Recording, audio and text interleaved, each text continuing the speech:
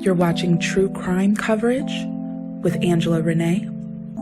Don't forget to hit that like button, subscribe to my channel, and go ahead and hit that notification bell. Please share my content if you care. I appreciate you. Guys, today I'm going to talk about a topic that plagues my mind. As a Black woman living in America with a Black husband, with 2 little Black boys that will grow up to become Black men, I'm afraid. I'm afraid of the possibility of losing them due to implicit racial bias in the police force. Now let's get started. There's a racial distinction in fatal police shooting victims in the United States.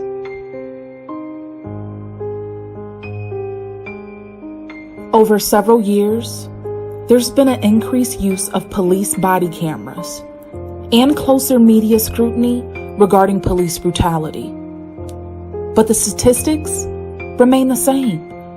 Black people are more likely to be shot and killed by police. A 4-year analysis conducted by researchers at the Harvard T.H. Chan School of Public Health shows that Black Americans were on average more than 3 times as likely as white people to be killed during a police encounter. Researchers examined 5,494 police-related deaths in the United States between 2013 and 2017.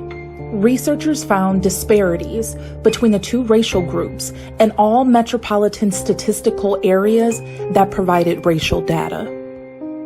According to the data, Black Americans are 3.23 times more likely than white Americans to be killed by police. An important question that needs to be asked is, why are Black people still dying at the hands of law enforcement? Our former president, Donald Trump, was asked this question in an interview with CBS This Morning in July of 2020. This was his response. Why are African Americans still dying at the hands of law enforcement in this country? And so are white people. So are white people. What a terrible question to ask. So are white people.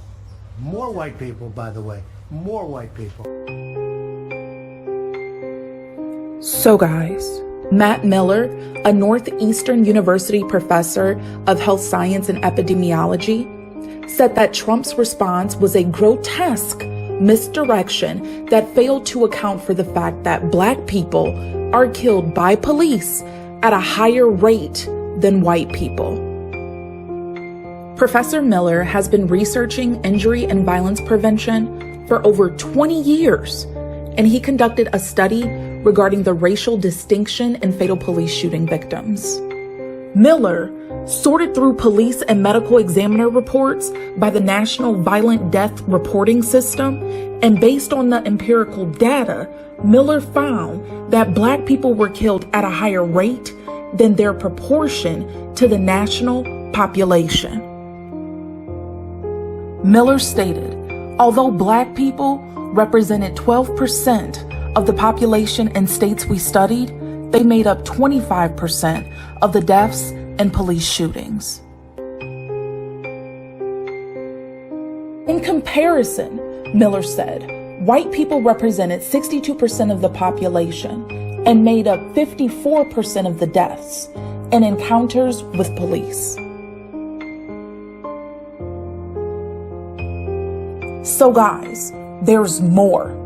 Miller's study found that the racial disparity was even higher in those cases in which the victims were unarmed and were a minimal to no threat to the police. Miller said, in those instances in which the victim appeared to pose minimal or less threat to the police, based on the data we had, Black people were 3 times as likely to be killed.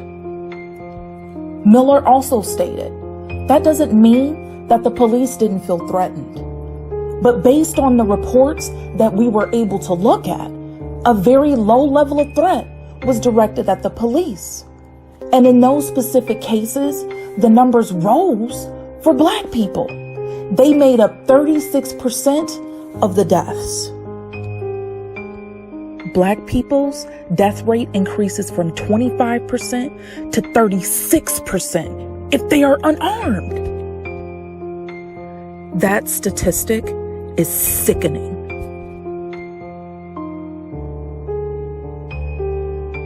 Why is this happening?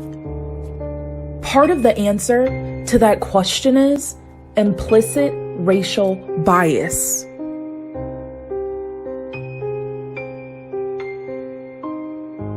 According to the Justice Research and Statistics Association, implicit biases are associations made by individuals in the unconscious state of mind. This means that the individual is likely not aware of the biased association. So guys, according to the Justice Research and Statistics Association, implicit racial biases can cause individuals to unknowingly act in discriminatory ways. This does not mean that the individual is overtly racist, but rather that their perceptions have been shaped by experiences, and these perceptions potentially result in biased thoughts or actions. When a police officer has a few seconds to act in a potentially threatening situation, implicit racial bias may interfere with his or her actions. If Black people are portrayed in the media and accepted in society as stereotyped, monolithic creatures, why would a police officer see someone's daughter, someone's mother, someone's son, or someone's father?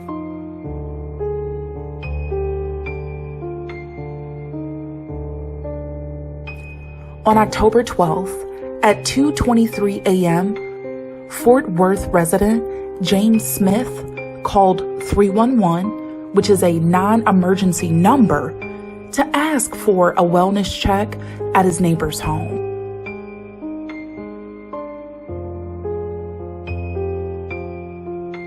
Front doors have been open since 10 o'clock.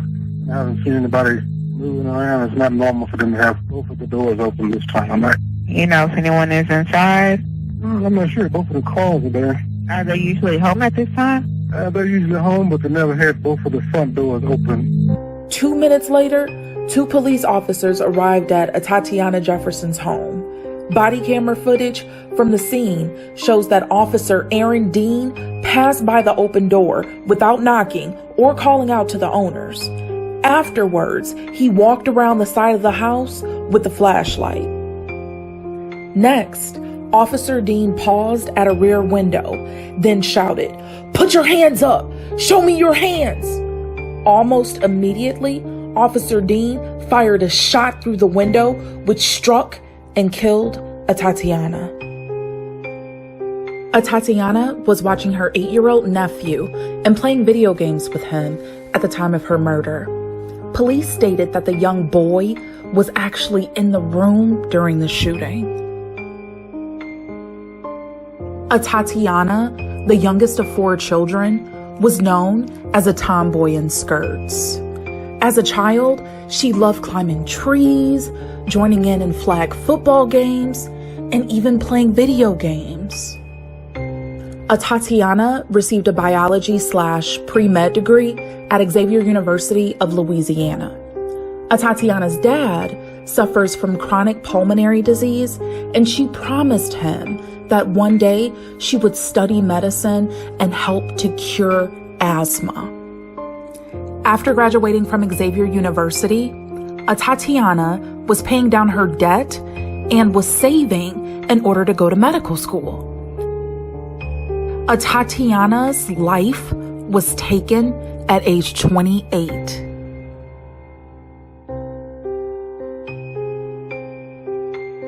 According to court records, On December 20th of 2019, Aaron Dean was indicted by a Tarrant County grand jury on a murder charge in the shooting death of Atatiana Jefferson. Let's see and hear what Atatiana's mother and family attorney has to say regarding this tragedy. We're gonna miss her this Christmas, but I'm so glad that the day finally indicted that man on murder, because he murdered my baby.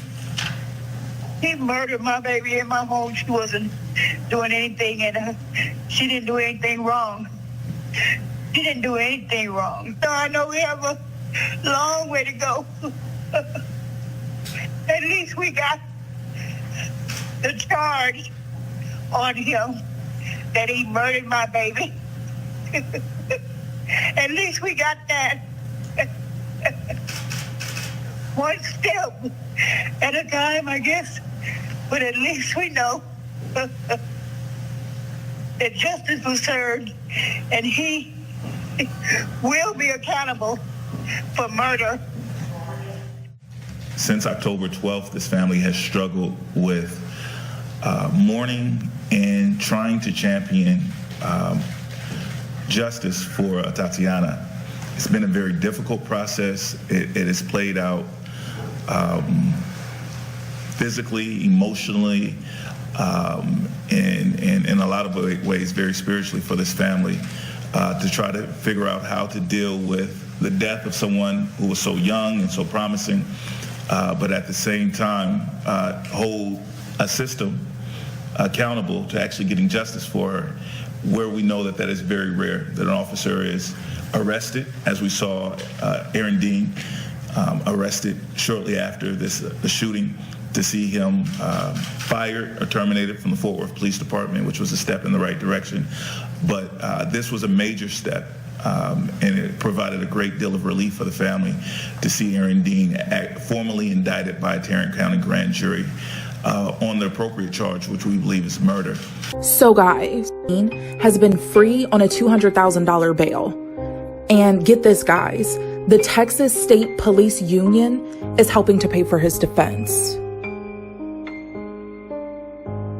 So guys, Atatiana's family started the Atatiana Project in order to, according to their mission statement, create a livable environment between the urban community and the police. I also checked to see if there were any updates regarding the case. Due to C-19, all court proceedings were suspended. If you would like to donate to their cause, for more information, go to www.atatianaproject.org. So guys, I covered a lot of topics in this video, so please comment below, because I'm interested to see your perspective regarding the killing of unarmed Black people by police. I also want to know your thoughts regarding the Atatiana Jefferson case. I want to know about your thoughts regarding implicit racial bias. And then also let me know about how you feel about racial stereotypes. And not only that, but the dehumanization of Black people.